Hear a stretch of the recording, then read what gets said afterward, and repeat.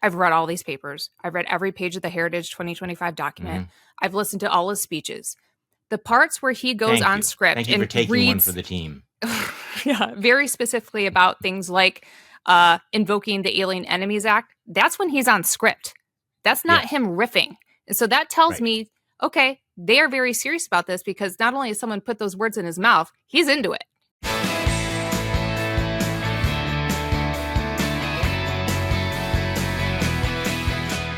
Welcome to the Bulwark podcast. I'm Charlie Sykes. It is Friday, and look who is back with us. Our colleague and good friend, Amanda Carpenter. Amanda, welcome back to the Bulwark. It is so good to be back, Charlie.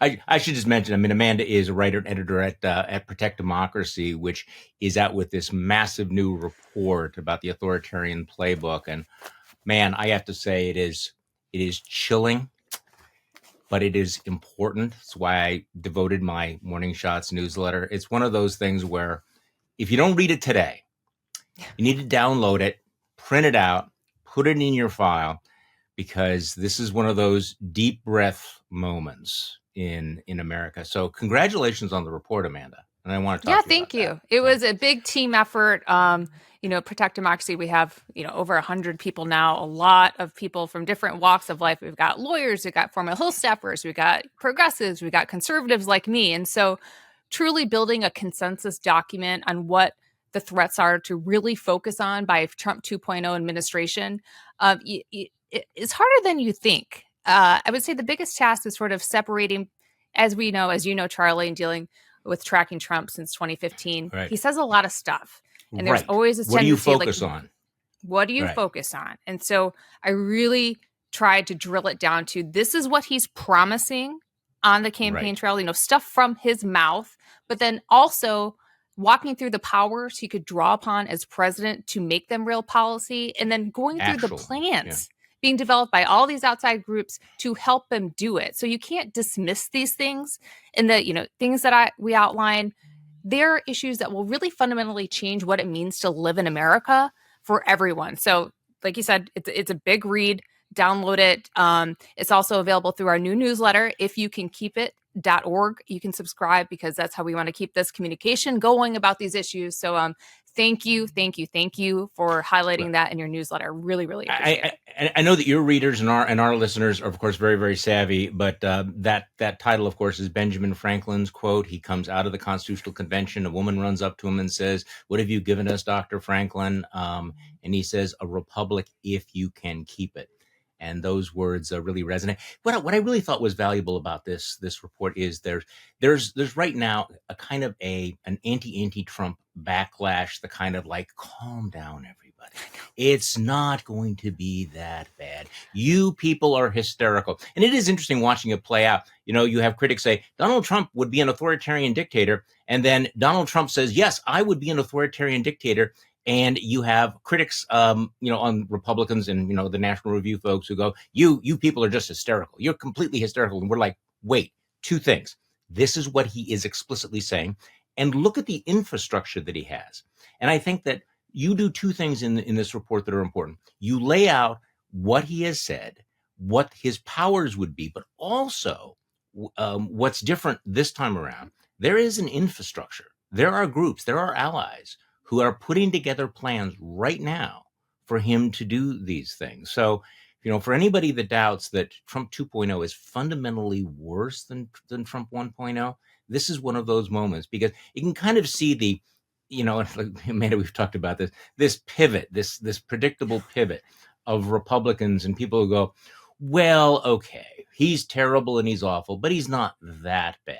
And we have to support him because it's a binary choice.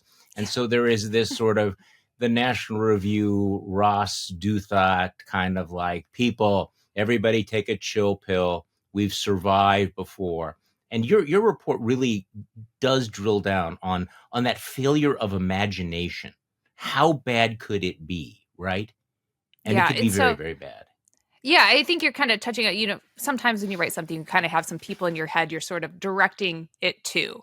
And, it's the same model of person. They keep kind of presenting themselves. The most recent big one, which really kind of surprised me, which it takes a lot to surprise me, was George Will. I don't know if you remember a couple of weeks ago, the beginning of his column, he had this like really snide introduction talking about how over-caffeinated pro-democracy Cassandras should, take notice there's already an authoritarian in the White House.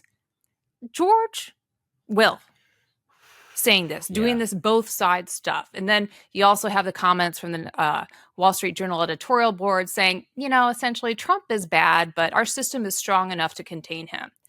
And you have to walk through, and what we do in this report is we walk through how all the constraints that existed previously will be blown through again and again by a Trump 2.0. And the biggest reason for this is that it sort of emanates from this growing body of thought on the conservative pseudo-legal movement, because, it's not correct, but it's there, and it's mature, and they're laying the groundwork for this massive expansion of Article 1 powers. This isn't just sort of the power for a president to make war and protect us from, foreign enemies. It's saying essentially he can do whatever he wants, and he will do that through all these federal agencies, and he'll be able to install loyalists. You get the Schedule F stuff that report only to the president. They don't have to, respect their own oath of office. Whatever the president says, they are constitutionally obligated to do. And so then you get the rationale for not only unlimited pardon power, but for Trump to totally take over the Department of Justice and direct investigations against his enemies. Because even someone like Ron DeSantis isn't saying in papers now, we don't believe in this idea of independence at any federal agencies, including the Justice Department. And that is not how the rule of law has operated. It's not how the Department of Justice has operated. Yes, right. Also that. But they are willing to throw that all out the window across the federal government. So not only the Department of Justice, but like the FCC, where they can install some loyalists who can just rip broadcasting licenses from outlets they don't like. And this will play out not just in the White House. And that's what I want this report to communicate, at every agency. Okay, so in a way that will change our everyday lives. Yeah, well, let's drill down, because you have some the details are really compelling here. The report looks at three things here: the promises, the powers, and the plans. And this is what is sobering. We'll get to it's not all doom and gloom a little bit later, but let's just walk through this authoritarian playbook. And in your executive summary, you start off with pardons to licensed lawbreaking, directing investigations against critics and rivals, regulatory retaliation, federal law enforcement overreach, domestic deployment of the military. Ooh.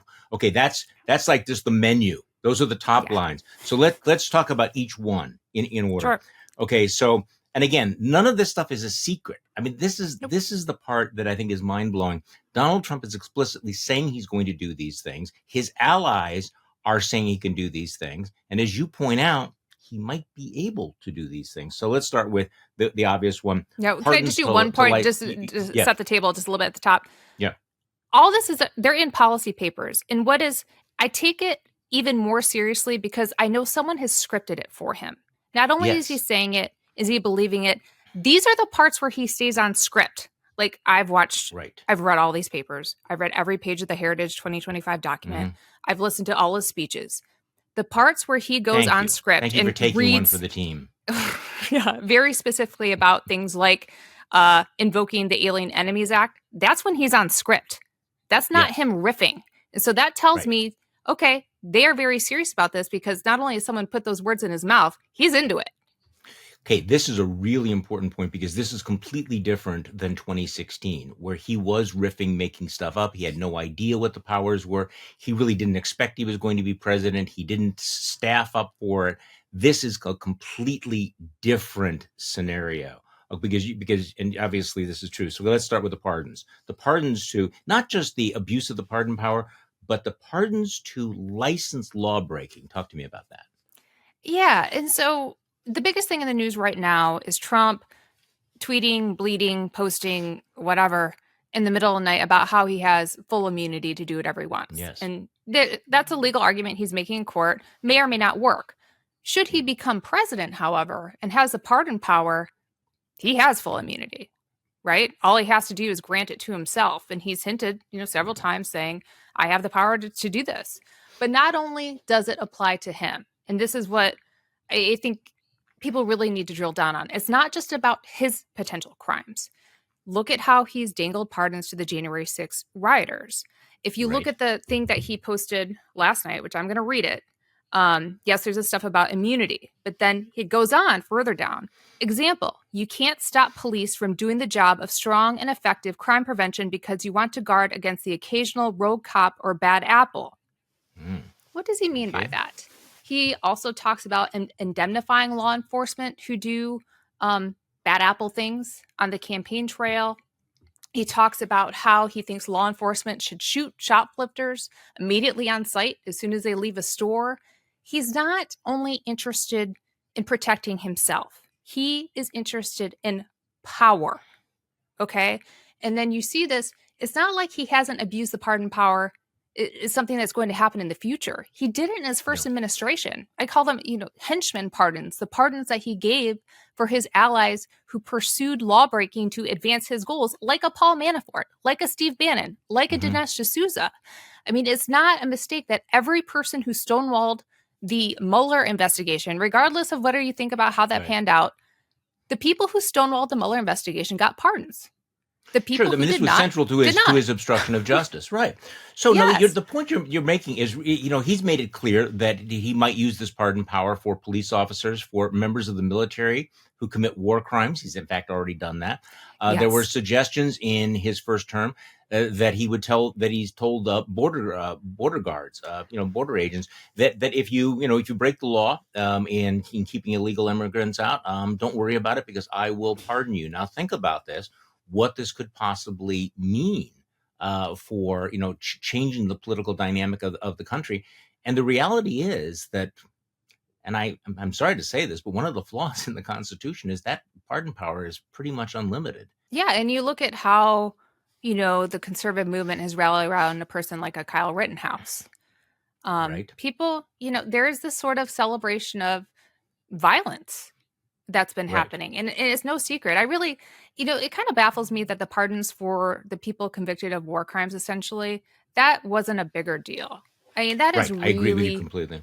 Chilling stuff. And he posted, online that, he's just mocking the system, essentially saying, we trained these people to be killers and we're surprised they're killers. No, it was an insult to members of the military that you are killing machines. And you have members of the military say, no, I mean, that's not our only role. I mean, yes, we kill people and we break things. Yes, that's part of it, but that is not the whole thing. And you don't understand our obligation to obey the laws of war. He, remember in his first campaign, he said he was going to order the military to go kill the family members of suspected terrorists.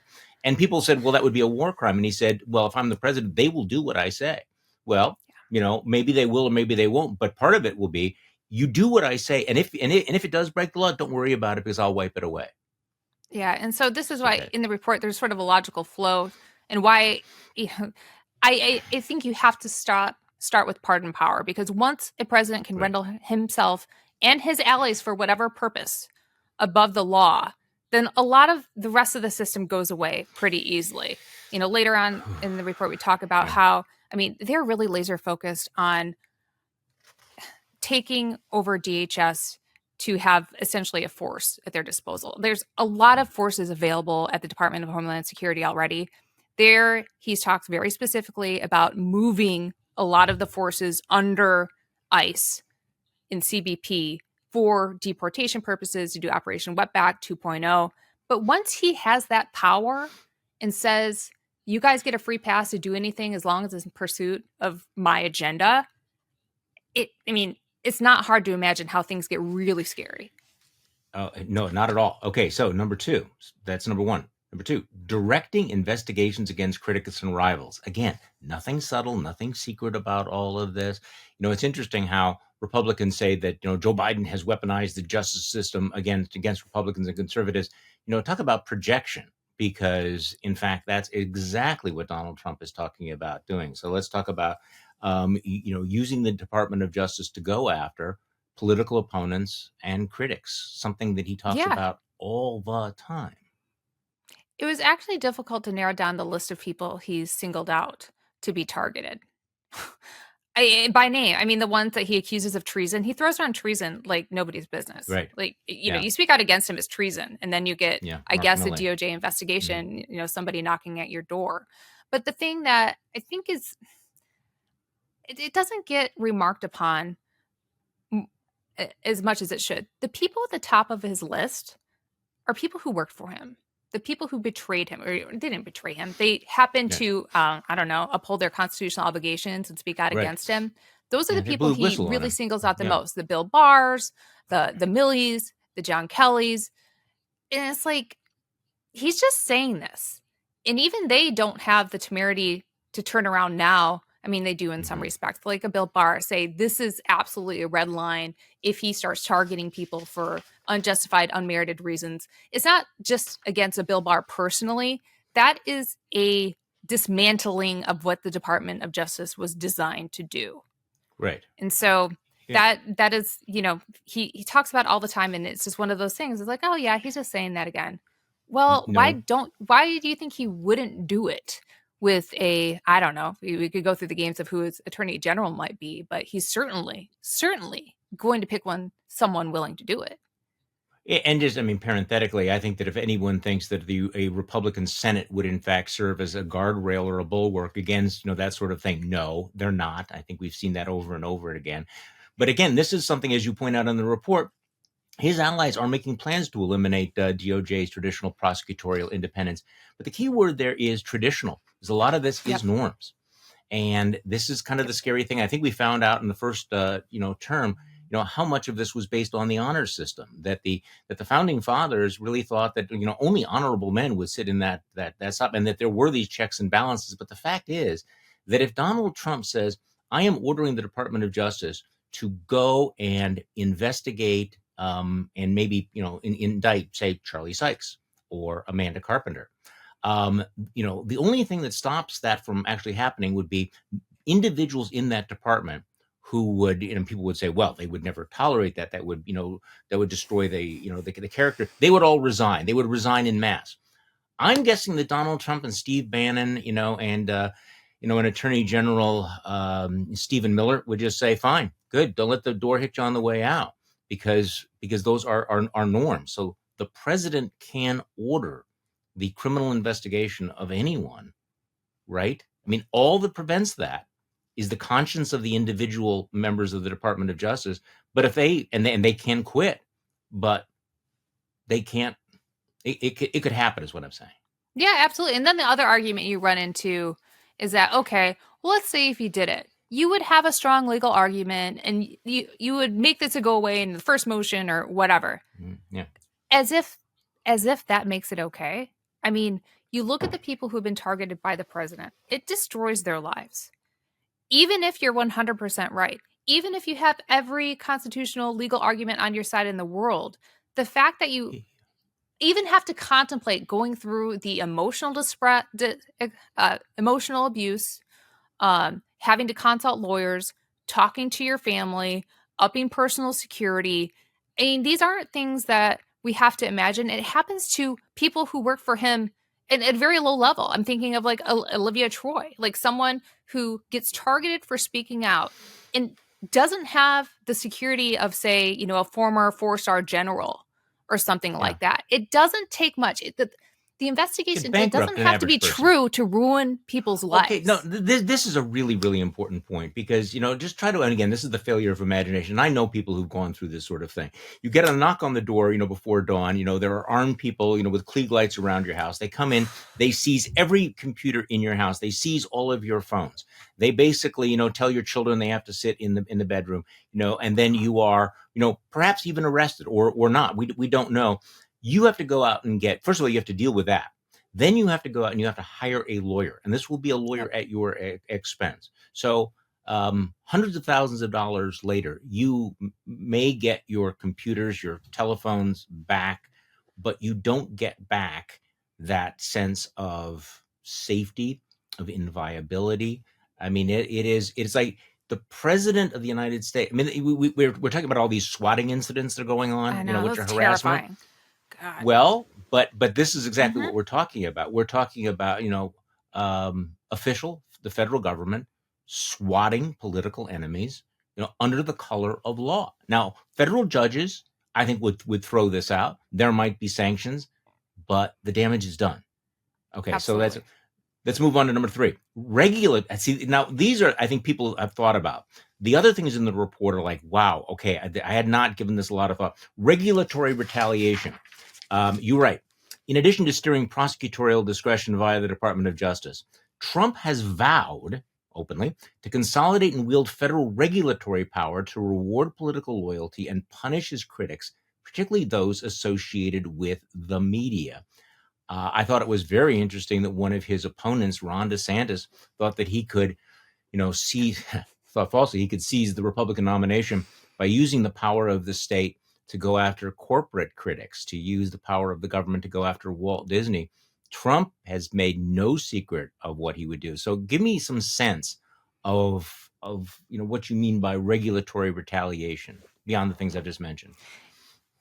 Yeah. So once he, as we discussed, pierces his idea of any independence, gets his loyalists installed across the government, those people have a lot of regulatory power. And it is not always exercised in the way like Congress passes a law. There's a lot of discretion, right? So most broadcast people, they apply for licenses, they have to get renewed. Sometimes they're on like vague standards of whether you're in good standing. Those could be revoked. And that is something Trump has really honed in on. He's talked specifically about revoking licenses for MSNBC, CNN. And I got to tell you, I was on with Chris Hayes maybe a few weeks ago. And this was coming up because he was making the threat again. And Chris, who I admire and really like a lot, he said, I'm not worried. He can come after me, bring it. And I just thought back, and I wish I would have said it at the time. Chris Hayes will be okay. MSNBC probably be okay. I mean, I don't know. They could get the license revoked, but they have good lawyers and they can go fight the battle because they have the resources to fight that, and they would probably win. I'm not going to guarantee it because I'm not a regulatory legal expert. But what kind of chilling effect does that have for all the small papers who are already struggling to get by, who don't have, a defamation lawyer on staff or counsel they can ask for a headline? They just kind of say, you know what? I really don't want the president to come after me. Let's just change this headline a little bit. These threats have a chilling effect in themselves. And it's not only confined to the media, although I think that's the easiest one to understand. But when he was president, you'll probably remember that he was threatening to, up the postage rates to target Jeff Bezos because of his ownership of the Washington Post. There's a lot of little things like that. And it ultimately didn't happen, but they did order an investigation. No, so I think the media is actually the most protected because of the First Amendment and because they would be able to fight back. It is your average business. And, if you spend much time around business executives or around C-suites, you know that they are risk averse when it comes to pissing off the government because they have to deal with the IRS. They have to deal with the SEC. They have to deal with the, FTC, all of those webs of regulation. And by the way, this is something for our listeners. Conservatives have always been warning about excessive government control and regulation because in the wrong hands, it could be used in the way that I think we need to fear right now. So when you have somebody like, Jamie Dimon saying, well, maybe Trump isn't so bad and everything, in the back of his mind, he might be thinking, what could a really hostile Trump administration do to my business? And for a lot of these guys, the great fear they have of Donald Trump is not what he would do to democracy, not what he would do to the culture, but what he would do to their bottom line. And if they believe that criticizing him or opposing him would hurt their bottom line, they will fall into line. And I think the willingness of Trump to do that is obvious, but also, and I think you make this clear, the willingness of the Republican Party and his allies to go along with it. This is what's new here. I mean, it used to be that Nixon could sit around on tape, talk about, hey, how can we screw these guys? Can we have an IRS investigation? And it's just in the room with his buddies. But I don't think Republicans in the Senate back then would have ever gone along with this. That's different now. So and you mentioned Ron DeSantis, targeting Disney. That was an eye-opening moment. Another eye-opening moment was when Georgia Republicans decided to go after MLB, Coca-Cola, Delta Major Airlines, because of what they were signaling, support for voting rights. And we can disagree about how that bill was messaged, but the idea that Republicans are far more willing to go after companies and target them in really punitive ways. They're talking about taking away, I believe, Delta Airlines jet fuel tax exemption as punishment. These really tricky needling ways that have a big effect on their bottom line. And a lot of executives, you're right, they're going to say, we need to stay on their good side, send some lobbyists there, tell them we're not going to cross them. All this happens very quietly and, overtly with people like Jamie Dimon saying, you know what, I can do business with this guy. Well, and because the federal government does have, if a federal government goes rogue like this, it does have the ability to destroy many of these businesses and affect these industries. Okay, so number 3, federal law enforcement overreach. Okay, and you cite Trump's declaration that immigration is, quote, poisoning the blood of our country, and describe that as a grim foreshadowing of how he will invoke the Alien Enemies Act, which is a wartime provision dating back to 1798. Actually, didn't even know that was on the books anymore. Once Trump has that power, he's expressed his will to expand the footprint of federal law enforcement to police cities and shut down lawful protests. What are we talking about there? Because I don't know anything about the Aliens Enemy Act. So he could then send. So tell me how that plays out. Yeah. So, picture Lafayette Square. Right. In any city, he feels like protests might need to be shut down.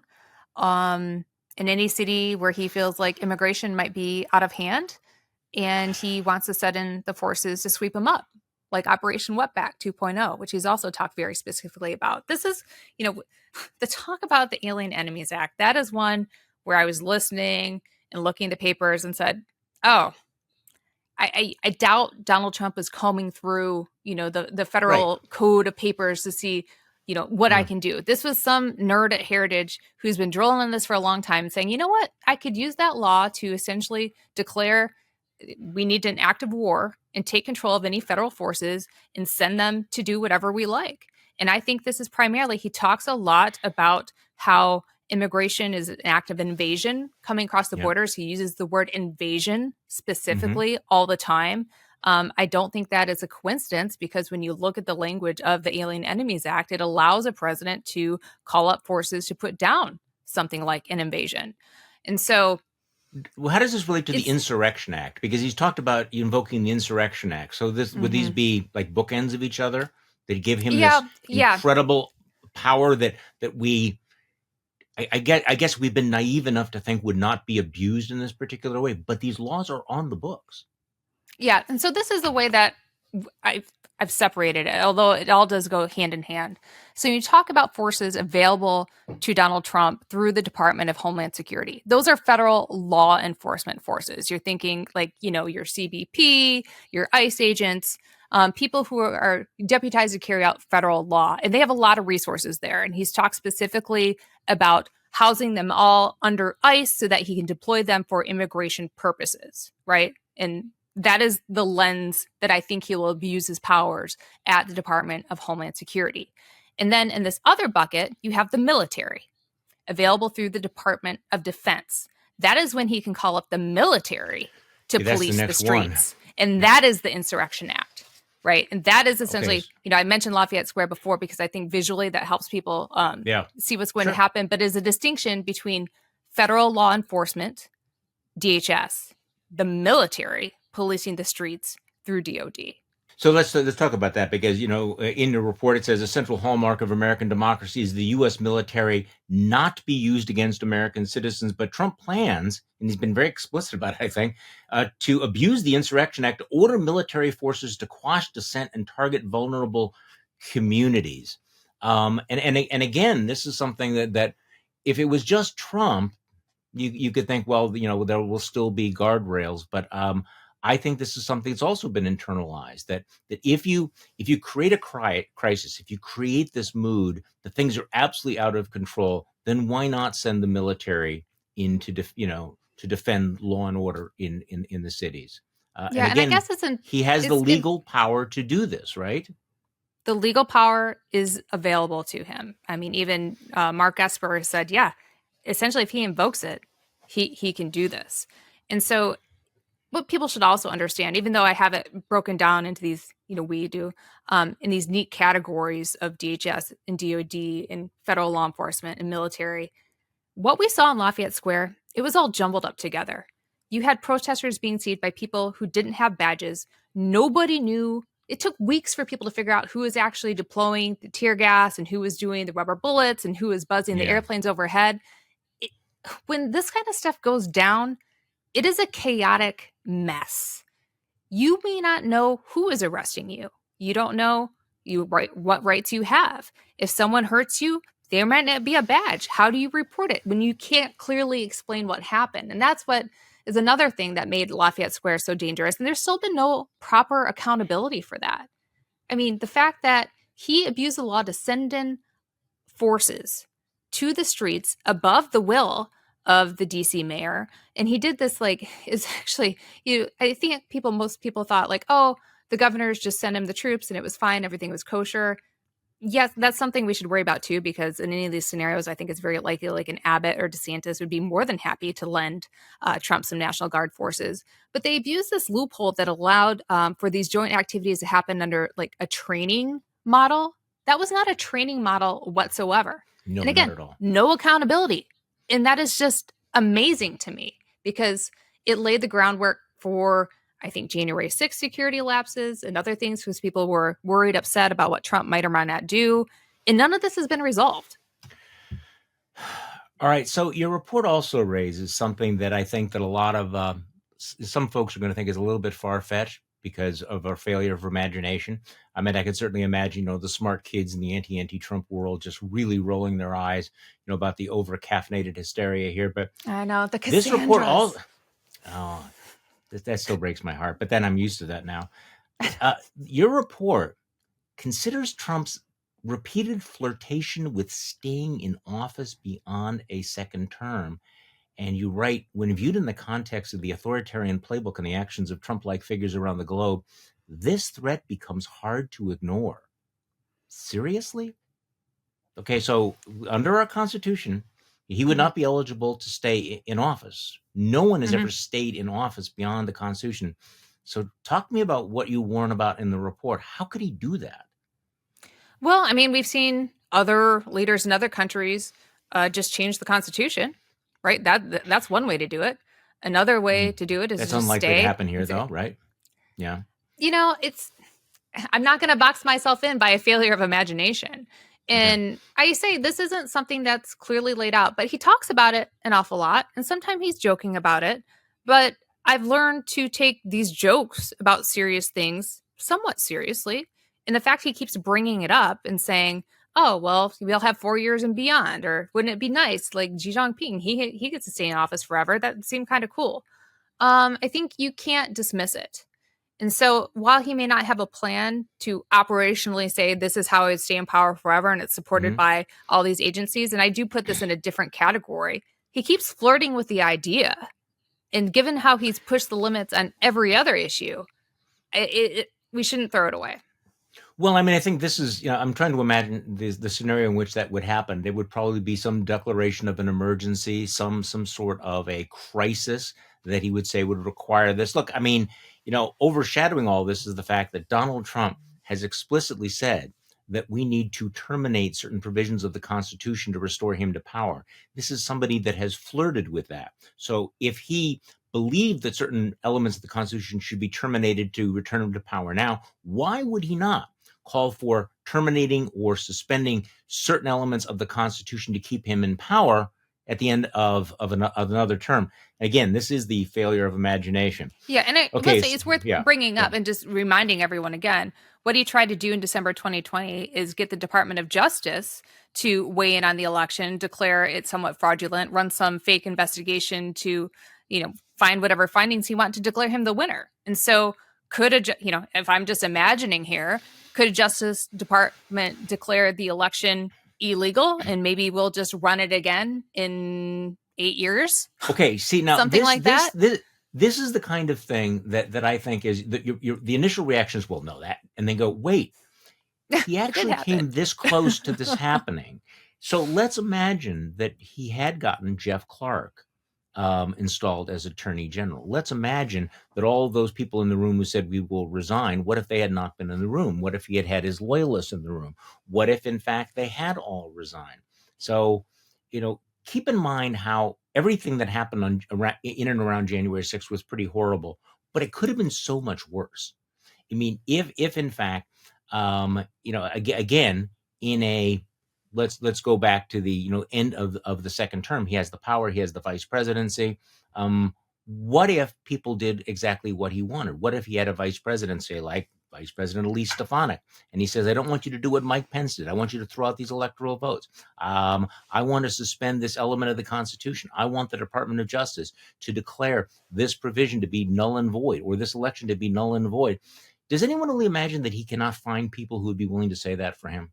And again, I understand this is out on the ragged edge of speculation, but this is, part of, if you would have told you or I that Trump would have done the things that he's already done, if we would have told somebody this back in 2016, people would have thought you were completely, had completely lost your mind, right?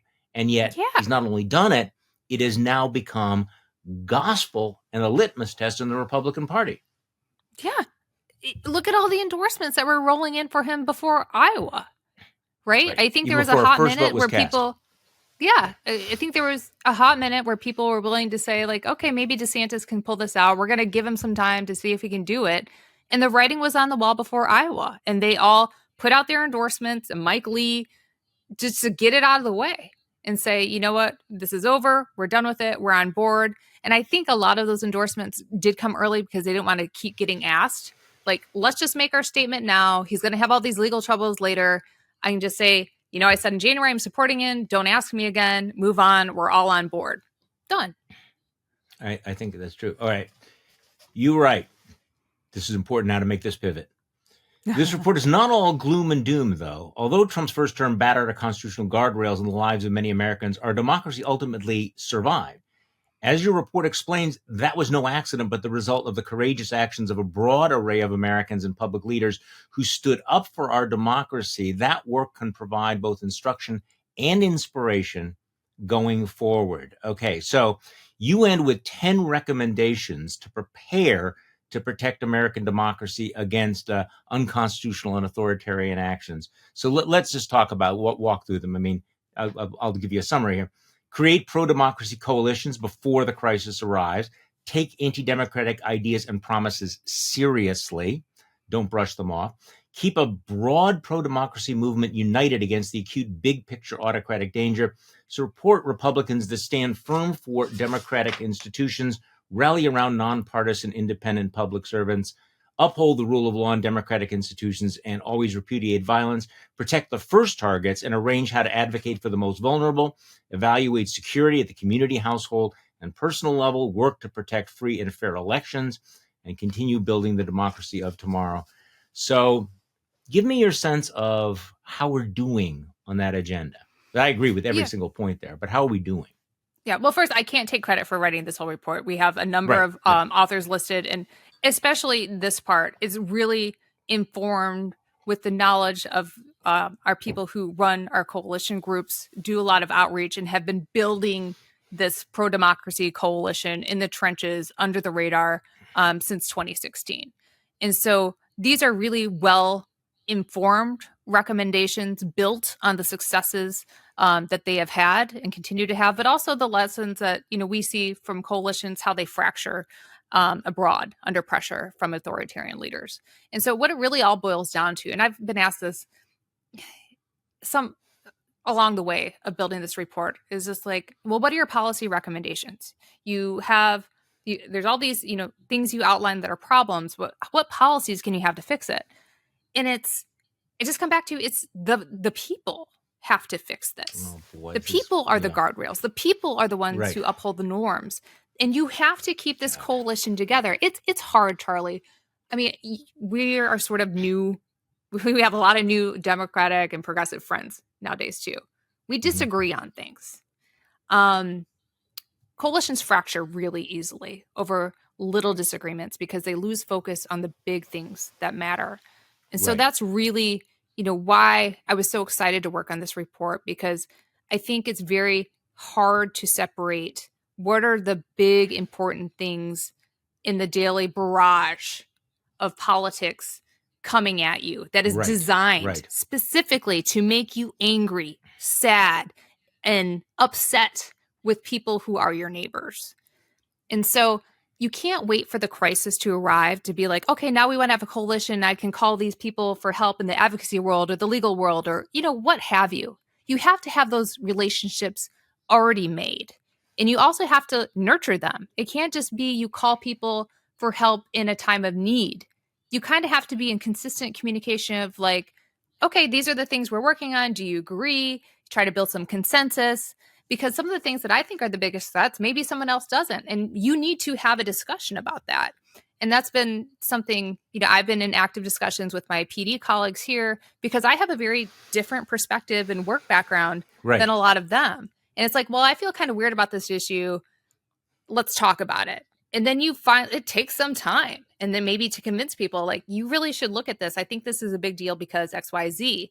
In doing that, when you have those kind of healthy discussions, you build the trust, right? The hard work is part of that process. You have that assumption of goodwill. Yep. I actually remember one night over some bourbons with one of your colleagues, who I'm not going to name right now, who I love.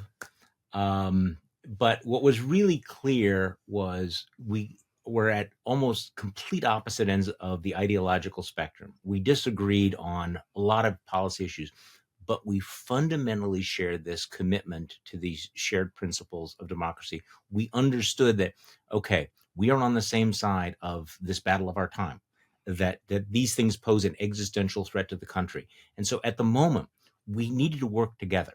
And what we had in common was, at that moment, far more important than what divided us. But to your point about creating that sense of trust, also the sense of priorities, these things may matter, they may be important, okay? But right now, this is it's the analogy between the heart attack and cancer. You have things that are out there, but this is the heart attack. It's 911, and we can work together. And those conversations, those coalitions that you're talking about, are immensely important, because then they bring together people from different ends. I mean, the fact that you have Nancy Pelosi and Liz Cheney working together on January 6th, the fact that she put, well, exactly, the fact that, some of the most powerful voices criticizing Trump are not coming, you're not on MSNBC or on NPR, or coming from the Democratic Party. They're coming from inside the House. They're coming from people who spent their whole lives as conservatives, as Republicans, and who are now sounding the alarm. I mean, the fact that you have, conservative jurists like, Judge Ludig, who is talking about the danger that Donald Trump poses, is far more important than having, another editorial in The Nation. I'm not criticizing anybody. I'm just saying that, this is a moment where that coalition is there. But as you point out, it's also very fragile. It is very fragile. And there's always somebody that wants to throw a rock in the middle of it and say, well, Amanda Carpenter favors school choice, or she once wrote a piece about tax cuts, so we can never trust her or listen to her. I'm nothing about you personally, but I'm saying that, say, okay, understand, we do disagree on these issues, but we have to have a coalition when it comes to standing up against this threat. Yeah, and you can see how we had the example earlier this week, and I don't want to make too much of it because it wasn't the biggest deal, but when the Joe Biden staffer took a dig at Asa Hutchinson, I forget what the exact language was, but Asa dropped out of the race, and it was like, he was in it. It was real snarky. It was kind of dumb, but that's the kind of stuff you can't do, because sometimes the jokes and asides like that cut deep. And I think, I commend President Biden. I'm understanding he deployed another staffer to call Asa, and Asa graciously accepted the apology. But you can't do stuff like that when you want to keep a coalition together, because then Asa says, well, you know what? I've been out here doing all this stuff, and the staffer said something. Does Biden, is that really what they think of me? Because you're already getting dumped on your side, and getting just a little internet. It wasn't a big deal, but just that little sprinkling of meanness is not necessary. And again, I'm glad they fixed it. But that's the kind of stuff you got to be real careful about to keep everyone swimming in the same direction in a happy, enthusiastic way. So can I ask you to take off your Protect Democracy hat and put on your pundit hat? Because I always love your pundit hat. In fact, you see, I have a cheese head. I could have put on my cheese head. This is just a pillow here, in anticipation of the Packers. Because you and I were sort of back to back on cable television yesterday, and when you were at the Bulwark, you wrote very, very extensively about Ron DeSantis. I really wanted to get your thoughts on the incredible collapse, the humiliating collapse of Ron DeSantis, because you were writing pieces when he was the great hope of anti-Trump, when you had Conservatism Inc., and the smart kids who were just rallying around him, and he had all these credentials and he was riding high. And look at him now. So, yeah, I was right. Is any part of you surprised? Was any part of you surprised about how utter the collapse was? No, but given the amount of money behind it, that's pretty amazing. Yeah. I mean, I just remember I wrote a piece. I think I ended up placing it in the Orlando Sentinel because I wanted it to be in Florida, right when he's first starting to pop.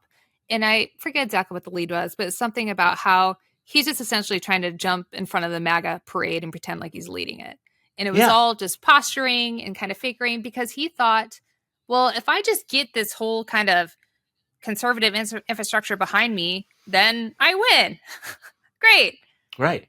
No, it didn't work like that. And so it just always seemed very shallow. He's never willing to be his authentic self. And I'm just honest, it kind of pains me. He had the makings to be a good governor on his own terms. Florida is an important state. I'll concede he won most of the argument on COVID, even though he did do the shutdowns and everything early on. And that's just a side debate. But Florida's an important state. He has a good conservation record. I think he's done a lot of things right.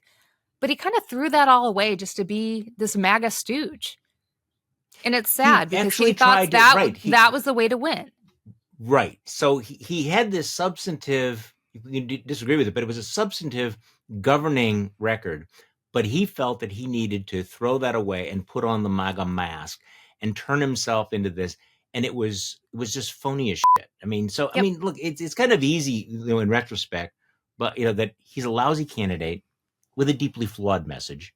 Never really wanted to run against Donald Trump. Did not understand that there was already a leader of the MAGA parade, and they were just going to throw him under the bus. But what a humiliating! And he comes out of this, I think, worse off than almost any of the other candidates. Okay, Well, here's my question: is he man enough to get spanked by Nikki Haley? Like, when does he drop out?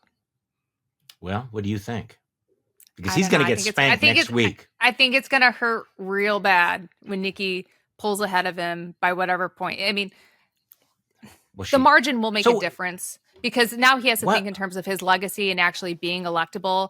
And if Nikki just pulls way ahead of him, I think that's going to kill him more than anything. Well, so why is he still in the race, do you think? He doesn't know how to get out. Yeah, I mean, it is this really pathetic death march. I mean, it's, and part of it is he doesn't know how to get out, but he does know very clearly what his future is going to be, right? Which is going to be the Ted Cruz-like grovel. I mean, he's going to have to endure one humiliation after another. He's going to have to kiss the ring. Trump hasn't gone after Casey, so, right? Okay. Yeah. But not that it would make a difference, right? That is the one distinction between... it won't be as groveling. Oh, God, I don't know. No, I don't know. No, I think I think it's going to be... We get to look forward to seeing. Oh, grim. Okay, so you were also asked about the VP stakes. I have not spent a lot of time on the VP stakes, but I mean, it is interesting. So the latest report, which I think is probably accurate, is that Trump is really interested in Elise Stefanik because she's a killer. So talk to me about that. What do you think's happening? Yeah, I think she's a contender.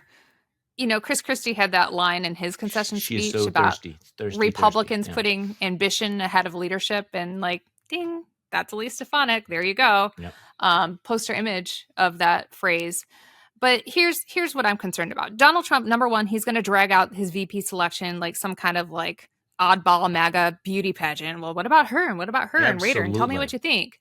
So that's a way that he can build. Play the media and the party like a violin on all of that, right? He's going to create a show like The Bachelor or something. Okay. Yep. And here's how they're all going to be auditioning. Who's going to be the best attack dog? And I think the way that Donald Trump will want to take the heat off himself a little bit because, quite frankly, people aren't excited for a Trump-Biden matchup. But what MAGAs would be really excited about to see somebody go after Kamala Harris day after day after day. And I think they will relish the opportunity to have woman-on-woman violence in that respect.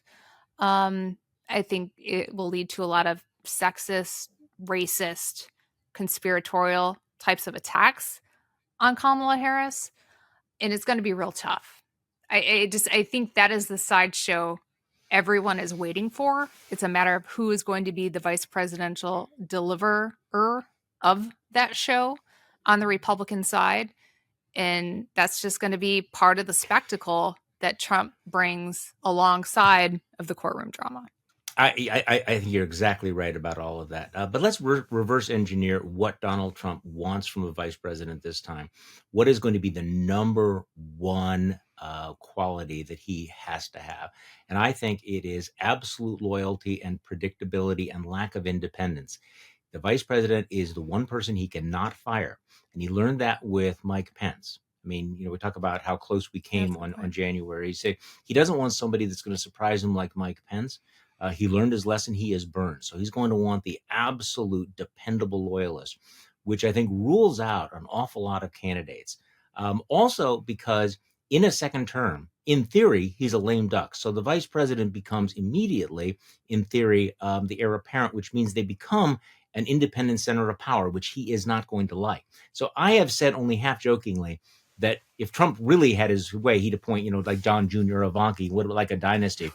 But I think he's going to be very reluctant to appoint anybody with an independent political base or any independent streak of mind, which is why I think the chances of him naming Nikki Haley are absolutely zero. There's no way, especially with some of the things she's saying, that he is going to appoint someone, he's going to name somebody like that. I think that Elise Stefanik is probably at the moment the front runner. But the thing about Elise Stefanik is that she's not only an incredible attack dog, she's obviously shown a willingness to say and do anything, including, mirroring his record. But hostages, I'm sure there's part of Donald Trump that looks at her and goes, yeah, I see right through her. She used to not be able to say my name. This is a person driven by absolute opportunism and ambition. And therefore, can I actually trust her? So who does that leave? I think it could be her. I wouldn't be surprised, but so who does that leave? Yeah, I think she's in the mix. Regardless of who he has on his list, he's going to make that person prove it to him over a series of humiliations somehow during the tryout. But I think you're right about Nikki Haley. I've never sort of seen the scenario where she is angling to be vice president. She was UN ambassador. She got out early. If she was angling for that, she'd be angling for that. I just want to say a couple words about Nikki Haley because I think a lot of the commentary on her is ridiculously tough. Yes, she's sort of calculated. Yes, she's sort of conniving. She could have better answers on slavery questions and all that. But I watched her town hall with Jake Tapper last night. She went, I tuned off after an hour and a half because I had to get to bed. She held forth and she gave all the good conservative arguments on all the issues you could want. And there's some things that I'll nitpick with if we had more time. But she's the only one doing it right now. She's lasted longer than Chris Christie. Everybody put their money on Ron DeSantis and Tim Scott, who is never going to be the contender. And it just makes me sort of angry that she has always dismissed along the way. And I think a large part of it is because she doesn't really buy into the consultant class. She's had a small number of people, I understand, around her over the years. And it just is so weird to me that people are just dumping on her when she is the last man standing. And it's way behind. I understand that. But she's giving it a go. And so I give her some credit for that. And I hope after she doesn't win the nomination, she links arms with Liz Cheney. And then we go out and do tours about building a farm team for 2028 and later. That would be great. Yeah. I don't think that's going to happen. I think that she's just going let me have it. She's going to just break our heart. She's going to do what she, I mean, I agree with 80% of what you just said. But the fact is that she continues to disappoint, that she can't comment on the fact that she's running against, somebody who has been found liable to be a rapist. Well, I mean, come just on. one thing on that, and I know. Yeah. I know what I want her to say for me. I also understand the second she does that, she gets pegged as a never Trumper, anti-Trump candidate. And she will never, like, that's all she answers questions on for the rest of her campaign. Okay. Like, her campaign is sunk the second she takes that. And I don't think it's because she doesn't, like, have her views on that. But I think people in the political arena need to understand the second she makes herself that candidate, that's all she can talk about. And she gets to talk about nothing else.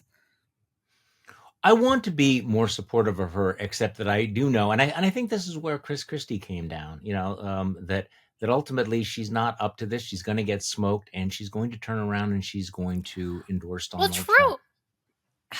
I don't know if she will. Okay. Yeah. To be determined. She probably will. It'll break my heart like George Will broke your heart. We all get our hearts broken continually, but I'm just saying my piece right now. My heart is not totally broken by George Will because I'm going to write that off as a lapse. There was just a lapse. We all have our lapses. It was the whole piece. I know. It's just a lapse. We all have those moments because, we've gone through this watching people turn into rhinoceroses, the Ionesco play that I played off of, the invasion of the body snatchers. And, I've gone through this long march. You have too for the last 7 or 8 years. And there's just, I got to struggle for that little scrap of hope. Hey, we all got to have our little pieces to hang on to. You can have George Will for a little bit. I'll give you Nikki Haley for a little bit. And then we'll all commiserate. Okay, later. That's fair enough. Okay, so it is... Amanda, the authoritarian playbook for 2025, how an authoritarian president will dismantle our democracy and what we can do to protect it. I cannot stress enough how important this report is, how valuable it is, why you need to download it, print it out, keep it. This is going to be one of the most important documents this year, and hopefully not next year. When you see it actually played out. Amanda, it is so good to see you again and talk with you again. We miss you very much. So thank you very much for this report. And thank you for coming on the podcast again. You bet. And thank you all for listening to this weekend's edition of the Bulwark Podcast. I'm Charlie Sykes. We will be back on Monday, and we'll do this all over again.